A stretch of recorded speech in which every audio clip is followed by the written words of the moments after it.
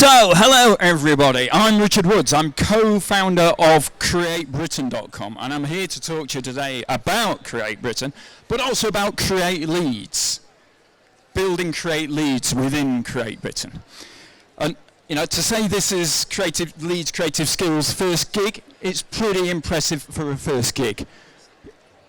An arena absolutely oozing with creative talent. All of these organisations potentially with, career-changing opportunities. So all we need to do is we need to make sure that everyone with their skills goes around and speaks to every single one of these organisations and finds out all of the opportunities that are got on offer, which is quite unrealistic. But if we actually scale that up to the 2.1 million people working in the creative industry, it shows potentially all of the missed opportunities. You could be stood here today next to somebody who's got a real game-changing opportunity for you. The best conversation you almost ever had. But it's down to findability, and that is a big issue within the industry. An industry where 96% of the people are either independents, micro businesses, freelancers. Where are they? They're often hidden under the radar. They're not necessarily here today. Their heads down, they're getting on with it. And it was this frustration and the difficulties with findability that was one of the key motivations behind Create Britain. But not our only one. We're a pretty ambitious organisation. So, Create Britain, what is it? What are we building? We're building a single gateway to everything and everyone in the creative industry, which sounds ridiculously ambitious until you realise we're not producing the content. The content's out there. It's all over the web. It's all over social media. It's just a nightmare to find. You're in the hands of Google and algorithms. Well, we've got a different approach. We don't use algorithms. We use what we call self-index. Now, for self-index, we mapped out the whole industry. We found 40 key headline disciplines, everything from acting, art, architecture, through to photography, computer game design, tattoo artists. And we did a real deep dive in each one. How does it segment itself? What are the different areas of expertise, the specialisms, the software packages, the materials, the tools, the styles, the genres, all of the different things that you can use to describe yourself and say, this is me, this is what I do, this is where I fit in. And if we capture all of that when you're building your profile, you're setting your creative identity, we can flip that round and deliver hyper-relevant search results. We can help people find you for exactly what it is that you do. So we do that across all the creative disciplines, and we do it for everyone in the industry. It's for those who are just finishing school, those at college, university. It's for freelancers, it's for independents, micro businesses, it's for SMEs, it's for large organisations, it's for professional bodies, it's for educators, it's for events, it's for venues. Everyone and everything can have a place on Create Britain. Again, seems ridiculous, but we don't do the content. We are a navigation tool, we're an interface, a protocol, an aggregator. You use us to find exactly what it is that you're looking for, and then you continue on your journey. We're not a walled garden. We don't try and keep people on Create Britain. We let you go through to their social media. We let you go through to their websites. We're helping traffic get to its ultimate desired destination. We want to help you get found. So who is it in the room today that we're helping? Well, everyone. So for students and educators, even though we've only been live for 2 years, we're already working with 70 different colleges and universities, 20 of which have committed to getting all of their creative students on Create Britain in this academic year, 3 of which are in the hall today. And how do we help them? Well, some might see us as a portfolio site. Every course will have a progression module, and we fit within that perfectly. We allow people to showcase what they do with confidence, because we don't do star ratings, we don't do likes, we don't do comments.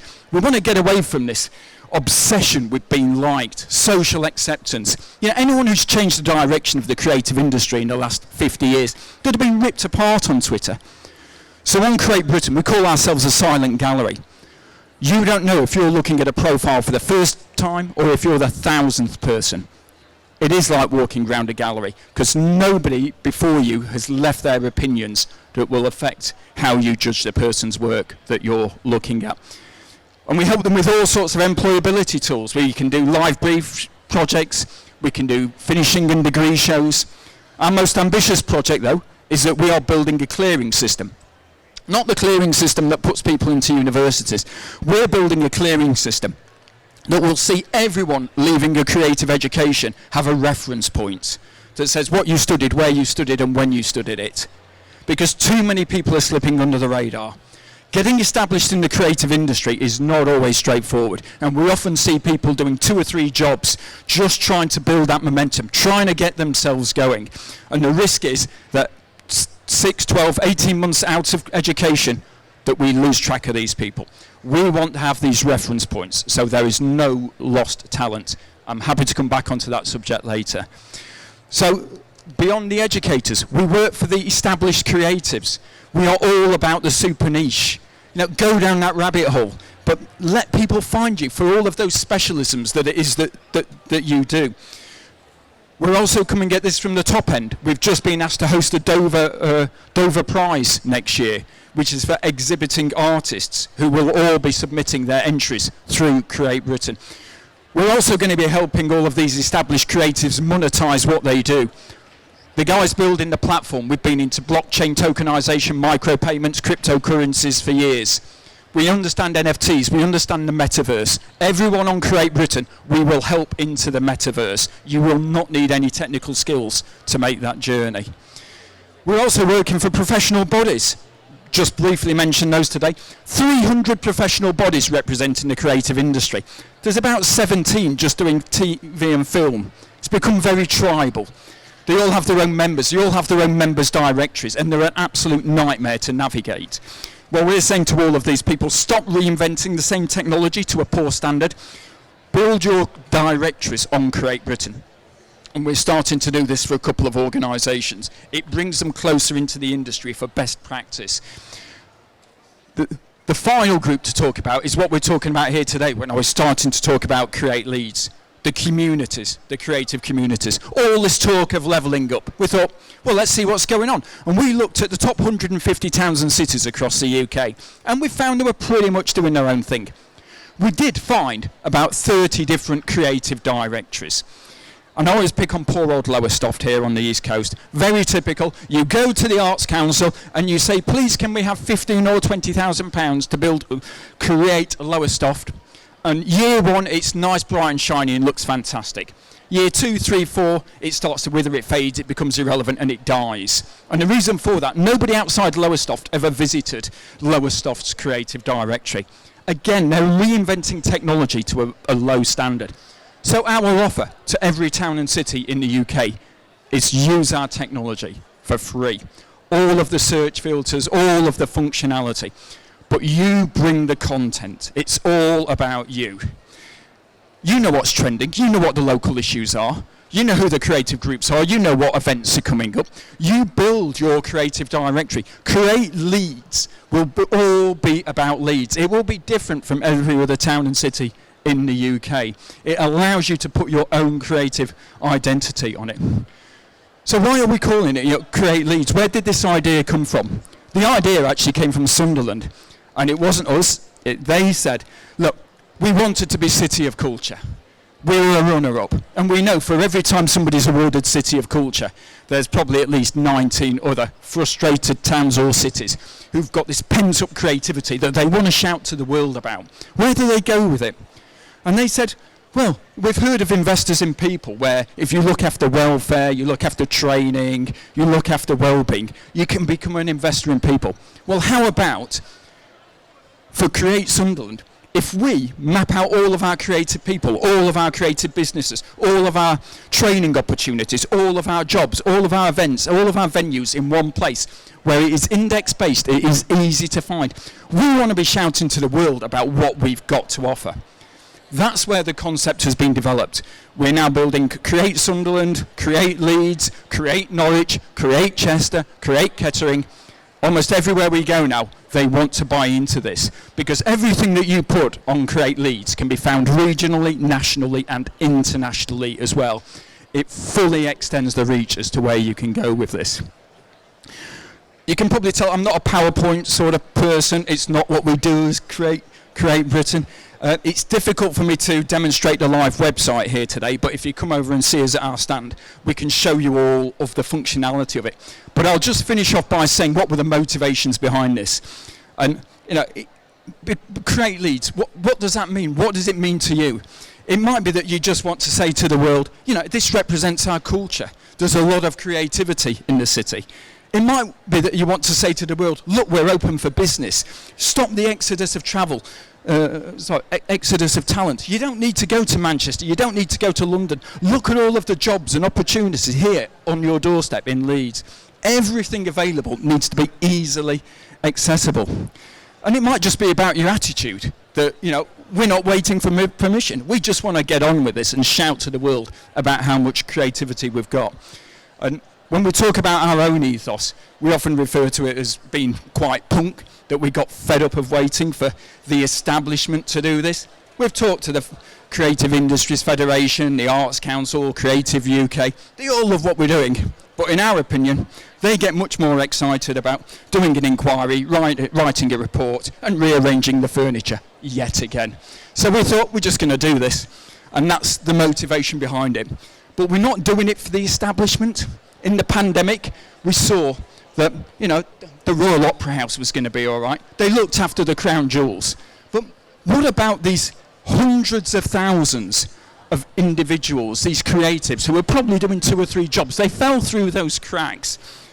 What about the edgy underdogs, the ones who haven't got the resources, the networks? They're not going to be gifted a career in the arts. We wanted a platform where they've got an equal opportunity to be found. They're not paying for the privilege to come higher in search results. They're not caught up with this obsession with being liked. The industry doesn't need more beige. We want the edgy stuff. Bring it through. Show us what we've got. You can see that Britain has got an amazing creative legacy, but the rest of the world is catching up. So unless we are bringing through and encouraging this stuff on the edges, you know, we're potentially going to lose that position. So when we're building Create Leeds, it will represent the heart and soul of Creative Leeds. We are just the technology. You will bring the creativity. You will bring the personality. It's all going to be about you. Thank you very much. That's brilliant to hear. And it is all about you. You can go for it. So let's welcome on the rest of the panelists. We're going to have a bit of a chat now with a few other people who do work in the arts and hear about. Would you like to take a seat that side? You head over there. Thank you. We actually have a rogue panelist here today. He's just been we've recruited 2 panelists in the last 15 minutes. So big round of applause for our recent joiners on the panel here. And folks, if you're sitting, thank you very much. If you're standing around thinking, is this going to be worth it? Please come and take a seat for 5 minutes, because we'd love you to come and watch and also ask some good questions. So I suppose without waiting, I'm going to hand over to you to kick us off. Excellent. So firstly, I'm wondering, when did you first realise that you wanted a paid career in the arts? Well, when I first realised, I was at the age of 5, so I was very young. That was when I first started listening to music, and I was very interested in music. And I knew from then, at such a young age, that I wanted it to be my career and my lifestyle. So yeah, that's when I got into it. Thank you. Thank you. So I realised first we should do a bit of a hello, I am, and where you work, or a little bit about you. Well, my name's Joseph Cater, and I go to Leeds City College, actually. Hi everyone, I'm Pavan and I'm Managing Director of We Are the Allies. I'm Rick, I'm a hairy creative person. I work at We Are the Allies. Hi, I'm Hugo and I run a social enterprise called Startup Sherpas. Oh, we know who you are. You know who I am. Yeah. But Hugo, kick us off. When did you first think about getting a job in the arts? So I went to my careers session at secondary school and they said, what do you want to be? And I said, a concept designer. And they said, that job doesn't exist. So I had to try and find my own way, and actually what I do now is exactly that. I first thought I was going to join the Navy, be an illustrator and a bus driver. And then I was only ever good at English and art, so advertising became my career. And I've never looked back. Very young age again. I think you can tell from the boots I've always been a bit wacky, but yeah, I think writing for me was a big thing. Loved sort of storytelling and things like that, and then went off to London and studied advertising there.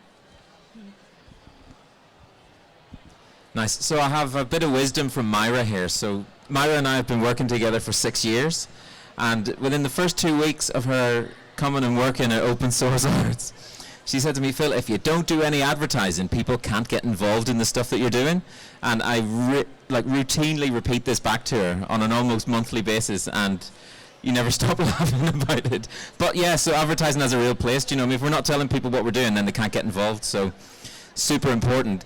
I would love to know, and this is a bit of storytelling, because there's so many people here who are starting off their career or who are interested in doing something creative as a career. And I would love to know, what was your first kind of break? What helped you think, actually, I could do this, you know? I could do this. What was your first break? Well, I think that my first break was when I got my first ever opportunity to play a gig in just a little pub. And that's when I kind of had the realisation that I could do it. And also being pushed like by my parents and things like that. That's when I think, yeah, that's when I had my first break. Yeah. Work experience for me, so I came out of uni and then did a placement at She Magazine, and then from there I was looking for a job back in Leeds and actually ended up in a finance department, and I was absolutely crap at finance, so very quickly I was in the room next door sending faxes, which none of you will know what a fax machine is, PR releases, that kind of stuff, and I just literally stuck with it and just said, look, I want to get into this, will you please give me a break? And so I think persistence was key for me, and that's what gave me that first break. I think my first break was stacking shelves at Asda, which drove me to get off my bum and go and get a proper job. Because I think our industry is a job, it is a career, and it is an amazing thing to be doing, and we are incredibly lucky to be designing things and writing things and creating content, or whatever you want to call it these days, but it's definitely something that you could get involved in and do and enjoy. That's strange, because I was in Next, and that's actually what probably gave me my first break. So maybe just getting a really shit job is a good idea to work out what you don't want to do. It helps you work out which path is going to be the one that you do want to do. But aside from that, just talking to a lot of people and finding the ones that give me energy, I think that was probably finding my crowd was really important. Coming at it from a completely different angle, because I spent the first 25 years of my career as a headhunter, doing executive level appointments, running my own businesses, international offices. And I'd always had an interest in the creative industry. And there's something to do with turning 50 that makes you want to turn around and go in a completely different direction from an established, safe, well-paying career to go and do something that doesn't pay you anything. You're putting everything on the line. But it was from a recruitment background, I could see what a mess the industry was making with this link, this bridge between education and industry. And having looked at it for so long, we thought we're going to have to sort this out ourselves. Wow, thanks. Microphone? To you. Thank you. We're using a microphone today because we're also live streaming. So hello to everyone on the screen. Our next question is, could you tell us a bit about something that gave you an extra opportunity in the industry? So it could be a person who helped you, it could be a mindset that really shifted for you, so you've touched on that already, or it could be any kind of opportunity that helped you. Thank you. I'd say it was definitely my mindset and also a person. It was the mindset of, I can do this. Because I think a lot of people think, I can't do it, it's very hard to get into.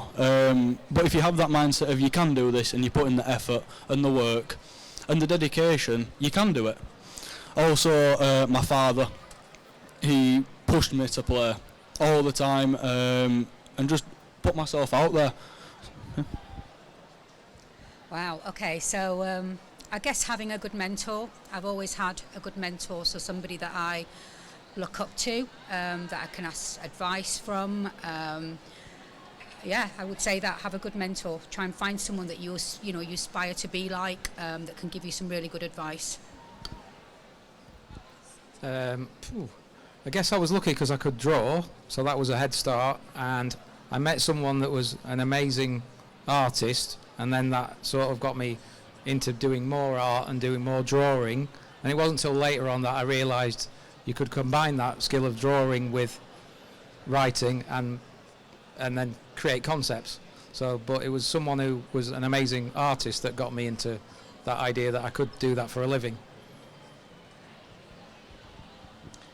I think that my mindset has always been that I don't really care what anyone else thinks, to the point of sometimes finding it very hard to understand that other people might not agree with me. So I never really found anyone could stop me pursuing crazy ideas, and I found that allowed me to go further to the edges than some other people did. I know that was something you were touching on earlier. I'm going to say my business partner, is this working? Yeah. My business partner, Jeremy, I'd known Jeremy for 25 years whilst I was doing my recruitment work. But Jeremy's background, parents sent him to boarding school. Soon as he was 16, went to London, joined a punk band. And ever since then, he's never had anyone tell him what to do. He's an absolute genius when it comes to creativity and design work. He doesn't do people. I've never managed to get him to one of these events. You know, he stays in his cage in his studio. But he always says, look, the things that are difficult, you know, the things that are really big and ambitious in life, they're not easy. You've got to work hard at them. And because we're working together and we don't answer to anyone, we're completely independent. You know, that's why we're aiming as big and as high as what we are. There's nobody holding us back and telling us we're being too ambitious. So hence, create Britain. Let's take it to the world. Amazing. Thanks very much. And I'd like to hear a couple of questions from the audience. So I did promise, what's your name again? I did promise Joe's friends that they could ask one question. Just seeing as they've been such good kind of occupants of the sofas before the panel started. And we'll come back to you. Does anybody else have another question for our panelists? Come on. Come on. No? Yeah? I can see it. No question? Okay. I would like to know if you're thinking about people who are joining the industry now or just starting out in their career, what would be one piece of advice or one hope that you have for them? Don't give up. Don't give up. That's my piece of advice. If you want to do something, you stick with it, and you stay persistent, and you put in the work, the effort, and you just don't give up on that dream. That's my piece of advice. Good advice, really good advice. I think be persistent, have a really good portfolio, know what it is that you want to do and showcase your work in the best way that you can, because ultimately, pictures and all of that kind of stuff speak bigger than words, so make sure you've got a really strong portfolio if you can. I would probably say stop looking at your phone, go out and experience the world and probably go and watch his band play, because that'd be cool. I'd say talk to a lot of people. Go out and meet people that you've never met before. There are lots of social media platforms where you can turn it into real world after connecting digitally with people. And I think if you think in the hundreds of people and thousands of people rather than the ones and tens, that's a good starting point. I would advise you to be open to opportunity. You may have come into the creative industry seeing somebody doing a job that you thought, I could see myself doing that. But there's so many skills in the creative industry are transferable and can take you in so many different directions. It's very rare that people have a linear career path. And if anything, going around and doing different jobs and getting different experiences on the route to your ideal job could make you a more rounded person and better at what it is that you want to do. And on that, actually, I'm going to share a little bit about my story. Because you might not know at the moment what you want to do. You might not have that burning passion and know exactly where you're going. So I actually studied biology at university, but everyone there thought that I was an art student because I just hang out with all the artists. And now I found myself in the art sector and absolutely loving it. So it's okay if you don't know if you don't know what you want to do. You can move around as you live your life. Thank you. Yeah. And the last thing I would say is, we've talked a lot about mentorship, and you don't just have to have one. You can have a whole bunch of mentors. And I think the best bit of advice I ever got was sample your mentors widely, and don't be afraid to listen to a number of people who you respect and then make up your own mind. And yeah, Good. Thanks very much to all the panelists. Thank you very much.